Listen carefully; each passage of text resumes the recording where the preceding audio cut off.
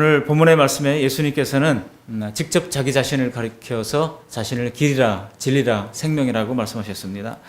지금 예수님이 이제 십자가 고난을 앞에 두고 이제 내가 떠나간다 이렇게 제자들에게 말씀하니까 제자들이 근심에 사로잡혔어요. 이 마지막 예수님의 말씀, 이것을 우리가 예수님의 고별 설교라고 부릅니다. 그 고별 설교가 15장, 16장, 또 17장은 마지막 제자들을 위한 기도의 장면이 기록되고 있죠. 그래서 14장, 15장이 아주 중요한 고별 설교의 내용입니다. 그런데 예수님께서 제자들을 향해서 내가 곧 길이다라고 말씀을 하고 있습니다. 오늘 예수님께서 내가 곧 길이다라고 말씀하셨던 것을 보면 이게 이런 말이 어디서 나왔는지를 좀 알아야 되겠죠. 그 앞에 앞절 보시면은요, 예수님이 이 말씀은 어떤 사람이 얘기한 것에 대한 답변으로 하신 말씀이에요. 그러면 어떤 사람이 누구며 무슨 말을 했는지 우리 14장 5절 말씀을 함께 읽어보시겠습니다. 5절 도마가 이르되 주여 주께서 어디로 가시는지 우리가 알지 못하거늘 그 길을 어찌 알겠사옵나이까. 도마가 예수님이 자꾸 어디 가신다 그러니까 도대체 어디로 갑니까? 그 길을 가르쳐 달라고 얘기를 하면서 도대체 길이 어디입니까? 라고 물은 거예요. 그러자 예수님께서 내가 곧 길이다 이렇게 답변을 한 것입니다. 도마의 이 이야기에 대해서 예수님께서 이런 답변을 하셨는데요. 우리는 도마처럼 종종 살아가다가 길을 잃어버렸다고 생각될 때가 있습니다. 여러분 그럴 때 어떻게 해야 되겠습니까? 갑자기 어떤 큰 사업에 부도를 당하거나 또 가정의 구성원이 이제 정말 먼저 부름을 받아서 천국에 가거나 또 여러 가지 가정의 풍파로 말미암아 어려움을 겪거나 이런 때가 있잖아요. 그럴 때 우리는 도대체 길이 어디입니까? 어디가 길이냐? 그런 그 이야기를 하면서 스스로 의문에 빠질 때가 있습니다. 도대체 길이 안 보여. 앞으로 내가 가야 할 출구가 뭔지 모르겠어. 그렇게 고민하는 분들이 많죠. 그때 우리 예수님께서 친절히 답변해 주시는 것입니다. 내가 곧 길이다. 내가 곧 길이다라고 말씀하고 있습니다. 오늘 이 말씀을 가지고 함께 몇 가지 말씀을 나누려고 합니다. 여러분 도마처럼 우리도 이렇게 인생의 길을 잃어버렸을 때 우리는 주님 앞에 구해야 합니다. 도대체 어디가 길입니까? 그러면 주님께서 길을 가르쳐 주십니다. 우리가 먼저 기억해야 할 것은요, 어떤 경우에도 길이 있다는 것을 알아야 된다는 거예요. 한번 따라 하시기 바랍니다. 어떤 경우에도 길은 있다. 어떤 경우에도 길은 있다. 어떤 경우에도 길이 있습니다. 어떤 경우라면 인생의 순경만 말씀하는 게 아니고 역경도 있어요. 인생에는요, 순경도 있고 역경도 있는 거예요. 잘 순풍에 돛달고 나가는 그런 때가 있는가 하면은 풍랑에 배가 침몰하거나 고꾸라지고 넘어지는 때도 있습니다. 그렇지만 어떤 경우에도 뭐가 있다고요? 길이 있다. 그래서 우리나라 속담이 우리 한국 사람들은 바로 그런 지혜를 알았던 것 같아요. 하늘이 무너져도 솟아날 구멍이 있다. 그래가지고 우리 조상들이 벌써 그것을 딱 알고 그런 얘기를 해서 낙심한 사람 걱정하지 마. 뭐 시험 떨어지면 뭐 더 좋은 길이 있겠지. 그런 그 낙관적인 마음으로 뭐 빚졌어? 걱정하지 마. 또 살 길이 있겠지. 그러다 보니까 우리 한국 사람들이 그런 그 위기에서 잘 극복을 하고 오히려 넉넉히 있다가 위기를 당할 때 오히려 정신 차리면서 그 다음에 또 한 걸음 더 나아가고 한 걸음 더 나아가고 하면서 오늘까지 오게 된 것입니다. 그래서 하는 말이 하늘이 무너져도 솟아날 구멍이 있다고 하는 것을 우리 민족은 체험적으로 알게 됐던 거예요. 여러분 고려시대, 조선시대 또 오늘날 이르기까지 우리나라가 침략당했던 횟수가 얼마나 됩니까? 뭐 1000번이 넘잖아요. 계속 침략을 당해요. 일본에 의해서 약탈을 당하거나 뭐 조선 이제 황궁이 여러 번 이궁을 하기도 하고. 여러분 조선시대는요, 지금 우리 도청 자리가 이궁이 있던 자리예요. 이궁. 예. 그래서 여차하면은 몽고군이 내려오면 또 일로 도망가려고 이제 만들어놨던 장소가 지금 도청 자리예요. 그러면서 도망갈 궁리부터 하고 있었어요. 그래도 여러분 뭡니까? 하늘이 무너져도 솟아날 구멍이 있다 하면서 또 다음을 내다보고 미래를 내다보고 하면서 꺼질 것 같은 우리 대한민국이 꺼지지 않고 여전히 4대 강국 틈바구니 속에서 존재감을 과시하고 오늘까지 오게 된 것입니다. 그래서 중요한 것은 낙심하지 않는 겁니다. 마음을 지키는 것입니다. 마음을 지키면 일어날 수 있어요. 우리는 환경이 어려워서 넘어지는 것이 아닙니다. 그것을 견딜 만한 힘이 없기 때문에 넘어지는 거예요. 똑같은 사업에 실패를 해도 어떤 사람은 죽음을 생각하고 자살할 장소를 찾아다녀요. 그러나 어떤 사람은 똑같은 실패를 했지만은 다시 일어날 생각을 하고 또 일어나면 되지. 그러면서 이제 든든히 가서 해장국 한 그릇 먹고 힘을 내서 또 그다음에 이제 새로운 출구를 찾아가는 것입니다. 여러분 왜 그렇습니까? 환경이 문제가 아니라 우리의 태도가 문제인 거예요. 우리의 태도가 문제다. 한번 따라하시기 바랍니다. 태도가 문제입니다. 태도가 문제입니다. 우리가 태도가 열리면요, 그 다음에는 우리의 인생의 고도가 결정됩니다. 영어 속담에 attitude determines altitude라는 말이 있어요. 여러분, attitude, 우리의 태도가 determines, 결정합니다. 뭐를 결정합니까? altitude, 인생의 고도를 결정하는 겁니다. 우리의 태도가 어떠냐에 따라서 우리의 태도는 스스로를 자기를 너무 가두어 놓는 나는 요것밖에 안 돼 라고 가두어 놓는 경향이 있습니다.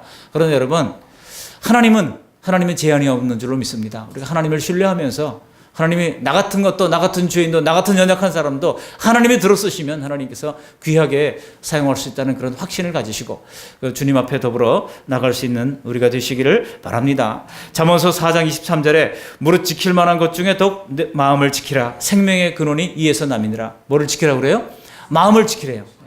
아무리 외적 환경이 어려워도 마음을 우리가 굳게 지키면 그 다음에 살아날 길이 있는 것이고 또 새로운 길을 열어갈 수가 있는 것입니다. 영화 사운드 오브 뮤직에 보면은 주인공 마리아가 어려움에 처해서 이런 말을 하죠. 하나님이 출입문을 닫으실 때 하나님께서는 창문을 여신다. 그런 얘기를 하면서 자녀들을 격려합니다. 그래서 결국 그 어려운 환경에서 결국 탈출에 성공하잖아요.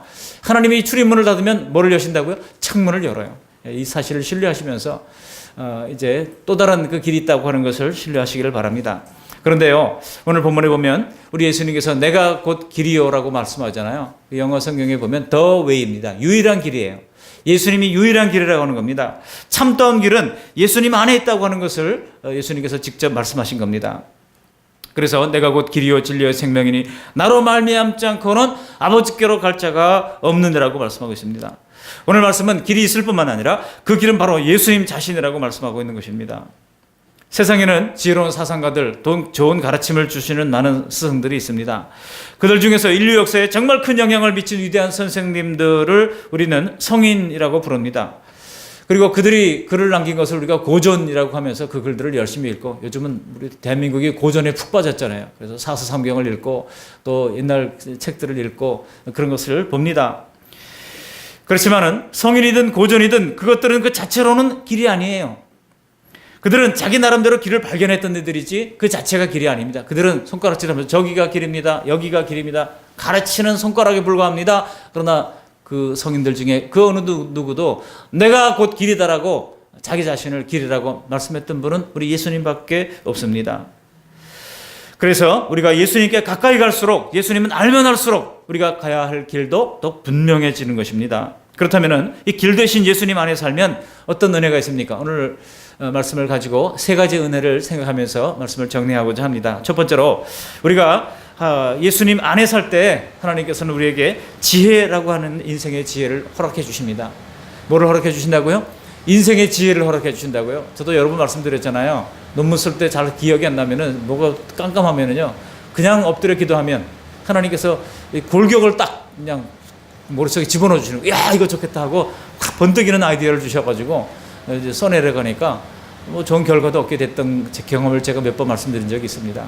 여러분, 지혜가 막히고 깜깜합니까? 그럴 때 하나님 앞에 엎드려 기도해 보세요. 캄캄한 중에 하나님 앞에 엎드려서 하나님, 정말 내 길이 막힌 것 같습니다. 하나님의 방법이 무엇입니까? 기도할 때 하나님께서는 인생의 지혜를 우리에게 허락해 주시는 것입니다.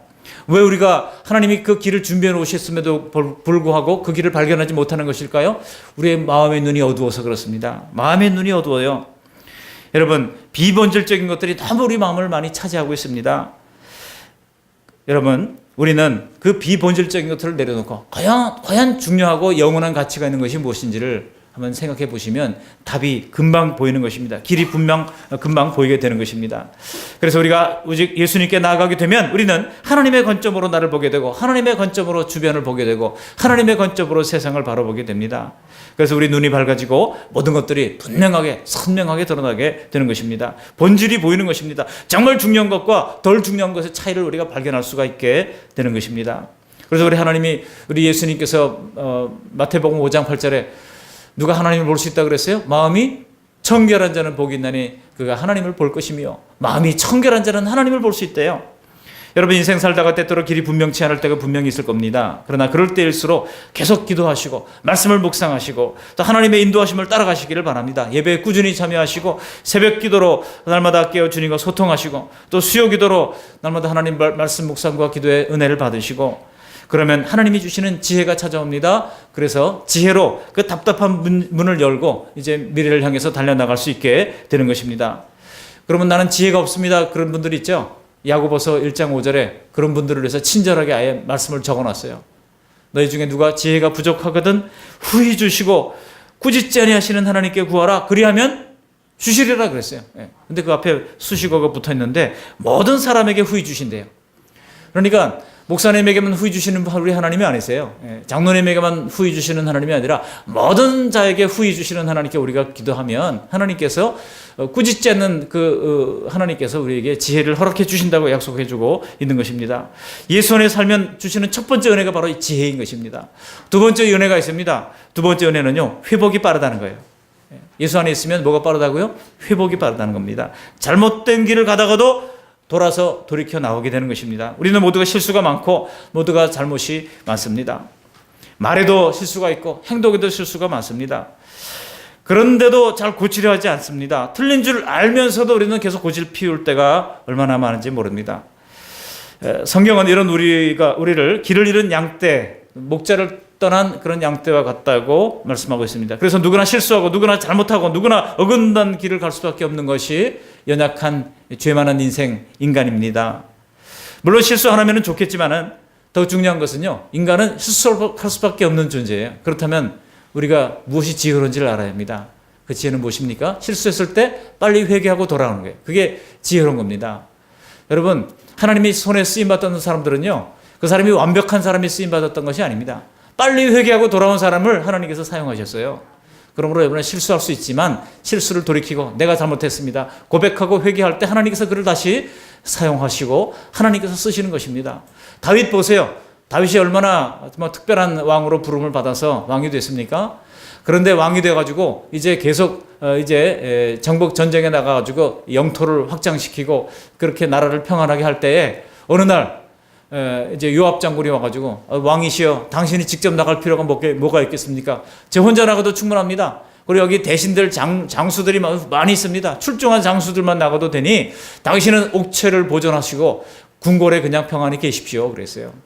여러분, 평안히 궁궐에 있다가 심심하니까 지금 장수들은 목숨 건 전쟁터에서 싸우고 있는데 옥상을 이렇게 거닐다 보니까 갑자기 어느 지역을 딱 보니까 거기 목욕하는 여자가 딱 눈에 들어오는 거예요. 근데 가만히 물끄러미 이제 숨어서 보니까 너무 이뻐요. 그래서 신하를 불러가지고 저 여자가 누구냐? 그러니까 장군 우리아의 아내입니다. 그러니까 사람을 보내가지고 우리아를 불러라 그랬어요. 우리아를 불러가지고 그 밤에 동침을 합니다. 근데 성경이 참 재미있어요. 뭐냐면은 이미 몸을 씻었으므로 깨끗함으로 동침했다는 거예요. 자, 그래서 깨끗함으로 동침했다고 성경은 기록하고 있습니다.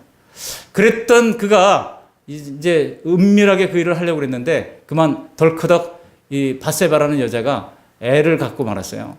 그러니까 이제 그 소문이 들려왔습니다. 밧세바가 이제 왕한테 사람을 보내가지고 내가 잉태했습니다. 그러니까 이 다윗이 큰일 나는 거 아닙니까? 그것을 은폐하고자 전쟁터에 있는 우리아를 불렀습니다. 우리아를 불러가지고 지금 치열한 전쟁터에서 수고가 너무 많은데 당신한테 일주일 휴가를 줄 테니까 아내와 더불어서 평안히 살아라 그랬어요. 그랬더니 우리아 장군이 얼마나 충성스러운 사람인지 지금 병사들이 전쟁터에서 죽어가고 있는데 내가 어찌 편안히 아내와 더불어서 잠을 잘 수 있습니까 하고 왕의 명령을 거절하고 그렇게 성벽 밑에서 집에 돌아가지도 않고 그렇게 있는 거예요. 그러니까 이거 보니까 이게 탈로가 나게 생겼거든요. 그러니까 어떻게 합니까? 이 우리아 장군 편에 편지를 써보냅니다. 요압 장군한테 이 편지를 좀 갖다 줘라. 그 편지를 써보내는 거예요.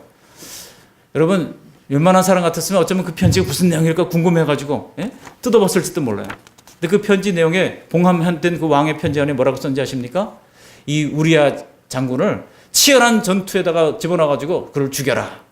이런 내용이 있어요. 이거를 우리아 장군이 모르고 그걸 딱 가지고 왕의 명령이라고 요압 장군한테 갖다 준 겁니다. 요압 장군은 총사령관이었거든요. 요압 장군이 왕의 뜻을 알았어요. 그래가지고 우리아를 가장 치열한 전투 속에 밀어넣어서 그를 맞아 죽게 하고 말았던 것입니다. 그러니 여러분, 다윗은 얼마나 많은 죄를 졌습니까? 간음죄 저질렀죠. 그 다음에 자신의 범죄 은닉죄를 저질렀죠. 그리고 뿐만 아니라 자신의 충성스러운 신하를 전쟁터에 나가서 죽게 하는 그런 살인죄를 저지르고 말았던 것입니다. 그럴 때 거기서 끝난 게 아니잖아요. 그럴 때 하나님께서 선지자 나단 선지자에게 임했어요. 다윗에게 가가지고 이 말을 전해라. 그래서 나단 선지자가 찾아옵니다. 그러니까 왕이 무슨 일로 왔느냐 그러니까 나단 선지자가 하는 얘기가 뭐예요? 지금 어떤 사람이 양 한 마리가 있고 어떤 사람은 양 여러 마리가 부자라서 많이 있는데 이 사람은 양 한 마리 가지고 있는 가난한 사람이라서 양을 마치 자식처럼 같이 먹고 같이 자고 이렇게 했던 사람인데 이 부자가 그만 손님이 왔는데 양 한 마리를 잡는 게 아까워가지고 이 가난한 사람을 억지로 가서 양을 뺏어가지고 잡아가지고 이제 대접을 했다고 합니다. 그러니까 다윗이 불같이 화를 내면서 이런 사람은 살려둘 자가 아니다라고 얘기를 합니다. 그럴 때 나단이 벌떡 일어나면서 하는 말이 당신이 바로 그 사람이다 라고 얘기합니다. 하나님께서 당신을 기뻐하셔서 당신에게 왕의 지위를 허락해 주시고 당신에게 이 영토를 허락해 주시고 당신에게 나라를 주셨고 당신에게 많은 어여쁜 왕비들도 주셨건만 어찌 당신은 만족할 줄 모르고 하나밖에 없는 이 우리아의 장군의 아내를 겁탈을 해가지고 뺏었느냐라고 지적을 합니다. 그럴 때 여러분이 다윗 같았으면 어떻게 했어요? 지금 당시에 고대사의 왕이면은요, 한 사람 죽이는 것은 그냥 식은 죽 먹기입니다. 손가락 하나만 까딱하면 그냥 옆에 있는 왕궁 수비대가 그를 치면 그냥 죽는 거예요. 근데 그 앞에서 다윗이 하나님의 그 청천벽력 같은 음성을 듣게 된 겁니다. 그래서 무릎을 꿇고 엎드려가지고 내가 죄인입니다. 내가 천하의 죽일 놈입니다. 하고 시편 50편을 기록하면서 절절히 하나님 앞에 회개를 하게 되는 장면을 우리가 보게 되는 겁니다. 여러분, 다윗은 왕이 아닙니까? 그럼에도 불구하고 그는 나단을 잡아 감옥에 가둘 수도 있었고 목을 칠 수도 있었습니다만 그렇게 하지 않고 돌이킵니다. 회개합니다. 여러분, 회개할 때 은혜가 있습니다. 회개할 때 다시 회복이 오게 됩니다. 성경은 말합니다. 로마서 4장 7절에 불법이 사하심을 받고 죄가 가려짐을 받은 사람들은 복이 있도다 그랬어요. 여러분, 누구나 다 죄인입니다. 그러나 죄가 가려진 사람은 복이 있다고 말씀합니다. 예수님 앞에 나가 주님 제가 잘못했습니다. 제가 죄인입니다. 고백할 때 죄가 가려짐을 받고 주님께서 말씀하시는 대로 복이 있다고 말씀하고 있습니다. 정녕 길 대신 예수님 안에 있을 때 회복이 있습니다. 잘못된 길을 가다가도 멈추어서서 새롭게 출발할 수 있는 은혜가 있는 것입니다. 예수님 길 안에서 우리는 방향전환 회개를 체험할 수 있게 됩니다. 이런 은혜가 우리 모두에게 있기를 바랍니다. 세 번째로 예수님 안에 누리는 은혜가 있습니다. 그것은 무엇입니까? 자유와 기쁨이 있어요. 세 번째쯤 하면 첫 번째, 두 번째를 자꾸 잊어버리더라고요. 나이 50대면 자꾸 잊어버리는데 첫 번째가 뭐라고 그랬어요? 지혜를 주신다고 말씀합니다. 여러분들은 역시 40대가 참 훌륭합니다. 그다음에 두 번째 뭐예요? 회개가 있고 회복이 있다고 말씀드렸습니다. 그다음에 마지막으로는 자유와 기쁨이 있다고 말씀하고 있습니다. 우리 인생은 참 많이 매여서 살고 있잖아요. 매일 근심에 매여 살고 있고 매일 돈 걱정에 매여 살고 있고 매일 다른 사람의 시선에 고정되어서 살고 있고 그러다가 마침내 죽음을 맞이하는 것이 인생입니다. 여러분, 밀라노에서 우리나라의 유명한 패션 전문가가 한국을 와가지고 보니까 이 서울 명동거리를 나가보니까 사람들이 패션이 너무 아름다운 거예요. 그래서 한국 사람들은 옷을 진짜 잘 입는다. 이 분야에서는 세계 최고다. 그랬어요. 근데 이분이 한국 사람들 옷 입는 것에 대해서 평가를 해달라고 하는 이야기에 대해서 딱 한마디를 아주 뼈아픈 일침을 놨다 그래요. 그게 뭔지 아십니까? 한국 사람들은 옷을 잘 입기는 하는데 보니까 다 천편일률적으로 입는다는 거예요. 유명 브랜드만을 따라가면서 입고 자기 자신의 그 브랜드를 가치를 창출해내지는 못하는 것 같아서 아쉽다 그랬어요. 정말 여러분, 이게 정말 뼈아픈 지적 아닙니까? 우리가 비싼 명품만 거쳐야 우리가 잘 입는 게 아니에요. 나에게 맞는 나만의 내 인생 철학과 맞는 나만의 어떤 그 멋을 만들어내는 그 창출 능력이 부족하다고 지적한 거 아니겠습니까? 성경은 우리가 세 가지에 매여 있다고 말씀합니다. 육신에 매여 있습니다. 또 세상에 매여 있습니다. 마귀에 매여 있습니다. 다른 사람의 시선에 매여 있어요. 이런 매인 것에서 우리가 풀어질 수 있는 것은 무엇입니까? 예수 안에서 자유를 누리는 것입니다. 다른 사람이 뭐라고 하든 우리 둘째 형님 조카가 이제 결혼을 했는데요. 그 남편이 아주 너무 어렵게 생활을 했어요. 그러다가 이제 결혼했는데 얼마나 생활력이 투철한지 몰라요.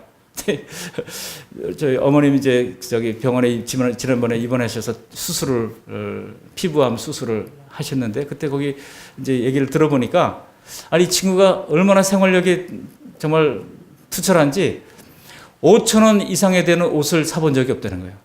결혼식 때도요, 10,000원 주고 빌려 입었대요. 결혼식 때도. 그것을 안 해 입고. 그렇게 철두철 생활력이 보통 지독한 게 아니죠. 그렇게 보니까. 근데 여러분, 비록 5,000원짜리를 할지라도 그 친구를 만나보면 아주 비싸 보여요. 굉장히 비싸 보여요. 그리고 신발도 길거리에 나와 있는 5,000원에 2켤레 주는 거 있대요. 그런 거 이제 사가지고 신는데 굉장히 아주 고급스러워 보여요. 같이 창출을 할 줄을 아는 사람입니다.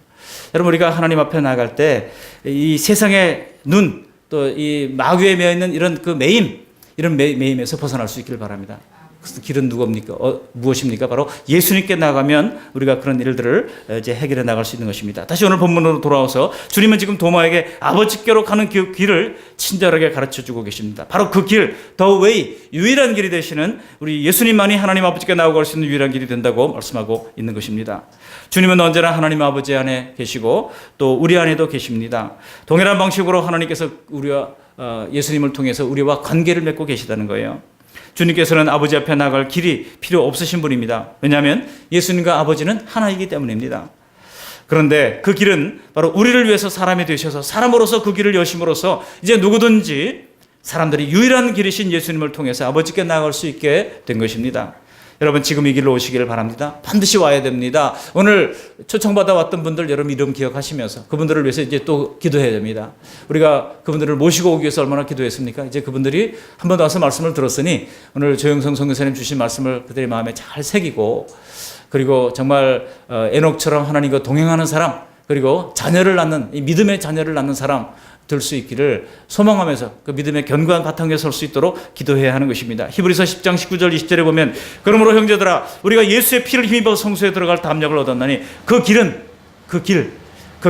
우리를 위하여 휘장 가운데로 열어놓으신 새로운 살 길이요 휘장은 곧 그의 육체니라. 예수님께서 우리에게 새로운 길, 살 길을 열어주신 줄로 믿습니다. 예수님은 새롭고 살아있는 길이 됩니다.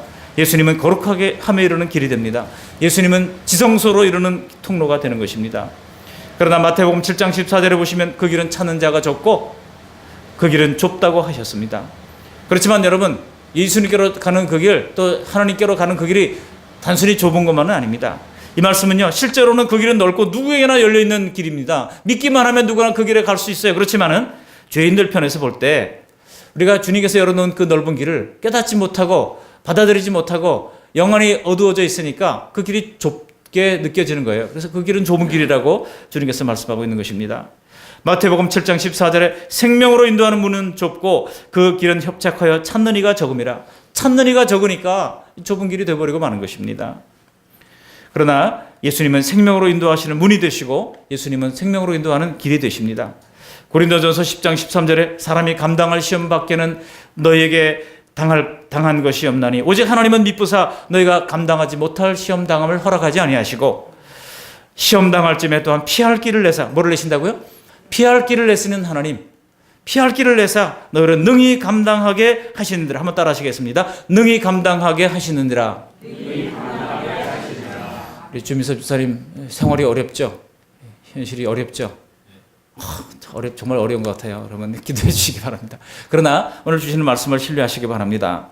피할 길을 내시는 하나님, 능히 감당하게 하신 하나님, 그 하나님을 신뢰할 수 있기를 바랍니다. 지금 아버님 또 식도 위암으로 지금 판정이 돼서 수술을 해야 하는 과정 가운데 있는데, 여러분 이럴 때 여러분 누가 손잡아 주셔야 돼요. 이럴 때 저도 기도하겠습니다만 또 여러분들도 서로 성도들의 아픔을 같이 어루만지면서 힘내시라고 격려도 하시고 기도도 해주셔야 됩니다. 그럴 때 우리가 서로 시줄과 날줄이 엮이는 것처럼 엮여서 이제 쓰러지지 않고 넘어지지 않을 수가 있는 것입니다.